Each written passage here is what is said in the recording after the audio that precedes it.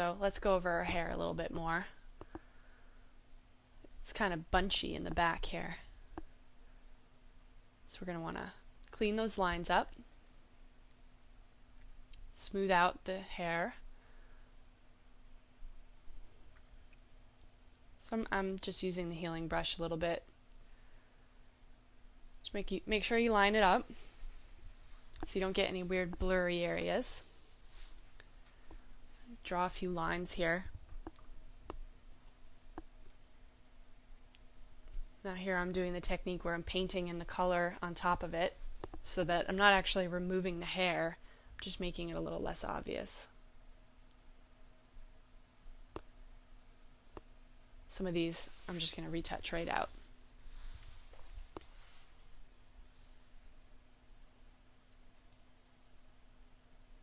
Some of these little distracting lines, we want to get rid of them. You can also do this by setting the clone stamp to darken or normal. I mean, you can always do it on normal, but darken makes it a little bit easier, so you don't have to worry about accidentally lightening parts of the image. So here I've got it set to normal, and now it's copying the entire area, both lights and darks. Brush in a little bit of hair here.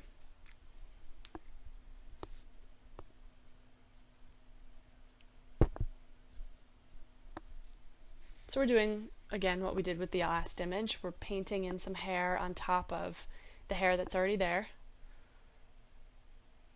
to just emphasize certain areas that we want to really stand out.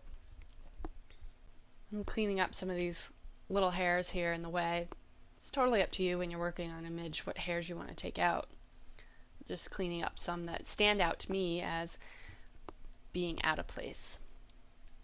Depends how much time you have to spend on an image.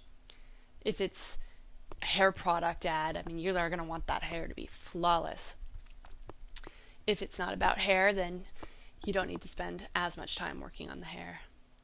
So here, I'm going to just clean up some of these hairs that are in front of this area here. So using the same type of techniques that we did with removing those hands, we're going to rebuild that background. Right now I'm just lightening the dark areas.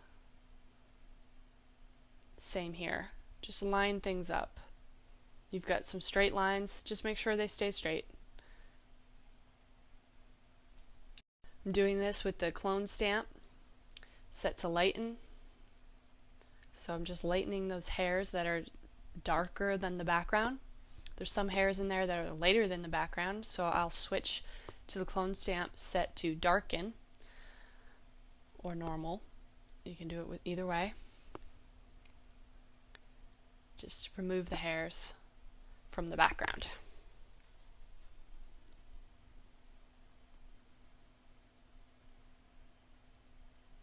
I'm just moving around here, seeing what other hairs I want to take out.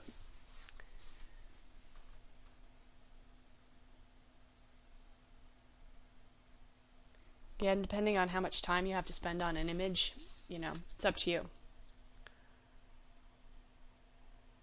You can take them all out, you can leave them all in.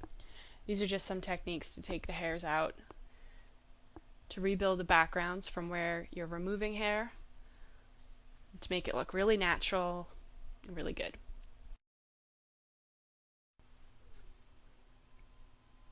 So you can just go through it and burn and dodge some areas, balance it out.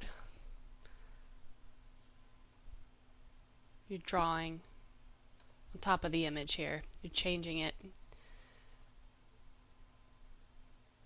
This area here, I just think I want to darken it just a little bit.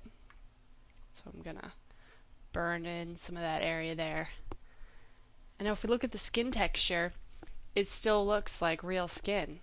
It doesn't look like we've done, a ton of retouching in these areas here. Even though we've removed many hairs, we've balanced the skin out, but it still looks like real skin, and that's what we're after when we're doing skin retouching. So I'm just going to go through and clean up this area just a little bit more, because this is really the only part of the face that's showing, and we definitely want the face to look good. So just touch it up.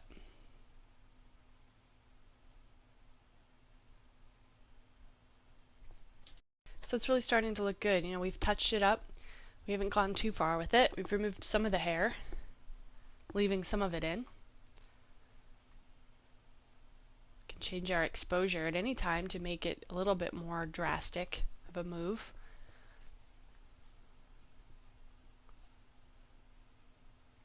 So the burning and dodge tool, it's based on the darkroom burning and dodging, but it's really not the same type of thing.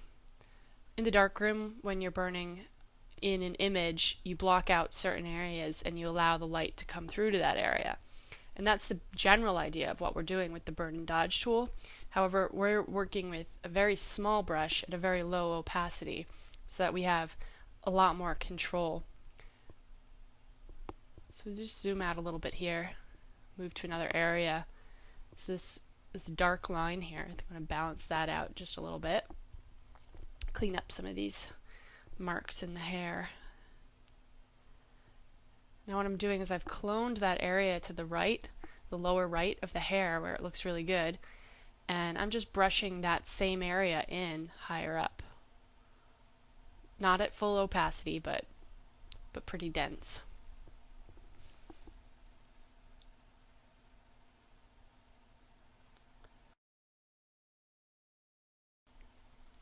I like the separation here between that piece of hair that's falling down in front of her face and the rest of it that's pulled back. So we want that to look really good.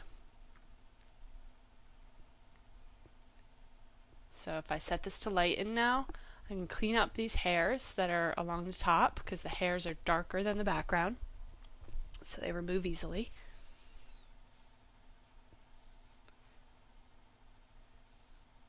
And I'm not messing up the hair itself because I have it set to lighten. Not messing up the background. When you first start retouching it, it's a really good idea to have the clone tool set to what you're working on, either lightening or darkening. It's a huge time saver. It'll save you a lot of hassle too.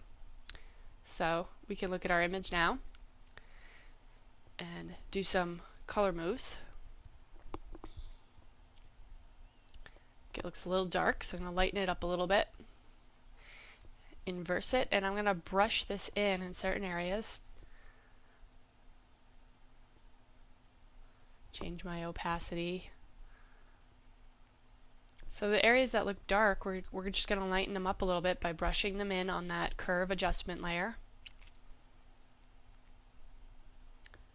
So her arms are quite tan, so we're going to lighten those up a little so that they match her face a little bit better.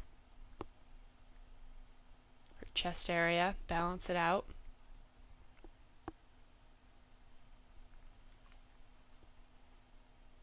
So we turn it on and off, and we can see the subtle changes. Now we can do one, just going to darken it a little bit in certain areas. I'm going to brush her face in a little bit so that we're balancing it both ways. We're lightening her arms and we're darkening her face. So we can see the difference there. It's just making it a little bit more natural.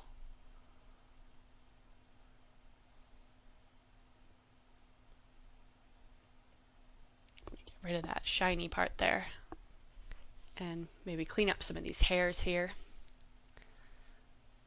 Again, we're doing what we did before. We're working around the image, going slowly, assessing new problems as we discover them. Just smooth this area out. Keep the light really nice the way it's falling from her forehead to the bridge of her nose and onto her cheek. We don't want to mess with that.